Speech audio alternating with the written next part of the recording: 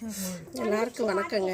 இன்றைக்கி நம்ம அடுப்பங்கரையில் என்ன டிஷ் பார்க்குறோம்னா காடை. இந்த மலைக்கு ஏற்றாப்படி நம்ம எல்லா வீட்லேயும் காய்ச்சல், சளி, இருமல், அதனால் காடை வாங்கிட்டு வந்தாங்க.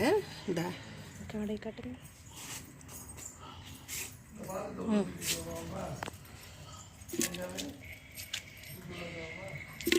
நான் தீப்பிக்கு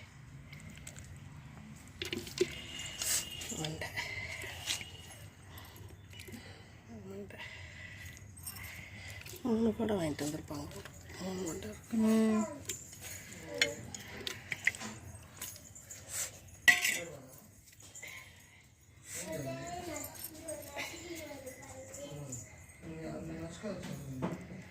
தக்காளியை போட்டு விட்டுறலாங்க.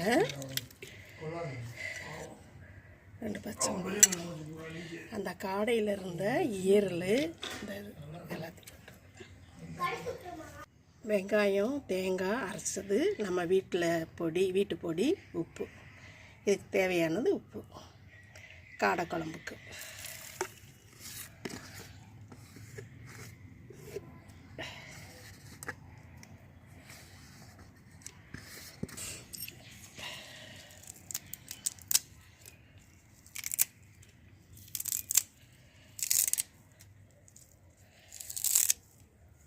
மல்லித்தலை போட்டுருங்க.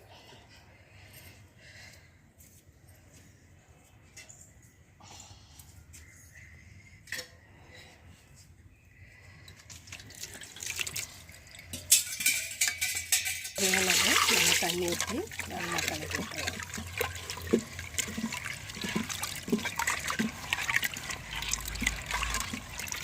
தக்காளி, வெங்காயம், தேங்காய் எல்லாத்தையும் அரைச்சி ஊற்றி உப்பு கல் எல்லாம் போட்டாச்சுங்க. ஈஸியான மெத்தடில் வைக்க தெரியாதவங்க கூட நம்ம இந்த முறையில் வச்சிடலாம். இது நல்லா வெந்து நல்லா குழம்பு சுண்டி வரும்பொழுது நம்ம தாளிச்சுக்கிறலாங்க. இப்போ முடியுது. நம்ம விறகடுப்பில் தாங்க தூக்கி வைக்கிறேன். கொல்ல நாள் ஆகுது விறகடுப்பில் சமையல் பண்ணி. இப்போ விறகடுப்பில் வைக்கிறீங்க. இது நல்லா வேகட்டுங்க. வெந்த பின்னாடி குழம்பும் நல்லா சுண்டுன பின்னாடி தாளிச்சுக்கிறலாங்க. விறகடுப்பு ருசி தான் என்னங்க.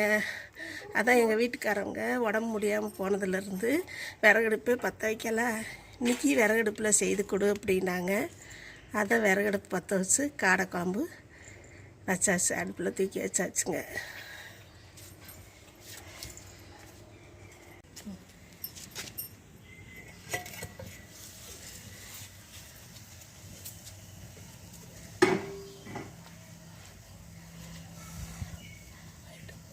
இல்லை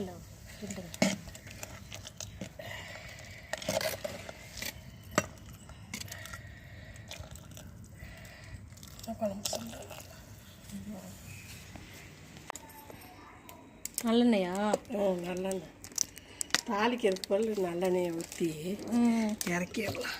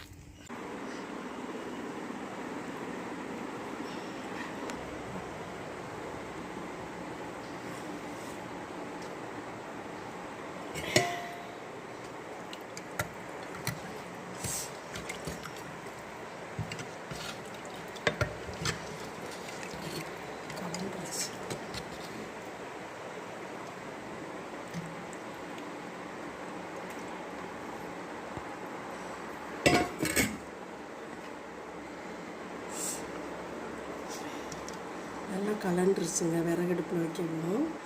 நல்லா மழை நேரத்தில் காரசாரமாக இதமாக நல்லா சுட சுட சாதத்தில் போட்டு சாப்பிட்டீங்கன்னு வைங்களேன், சளி நல்லா இறங்கும். நல்லா சாப்பிட ருசியாகவும் இருக்கும், தேவாமிர்தமாகவும் இருக்குங்க.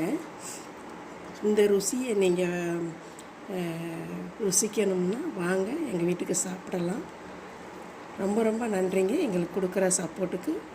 ரொம்ப ரொம்ப நன்றிங்க. வாழ்க வளமுடன்.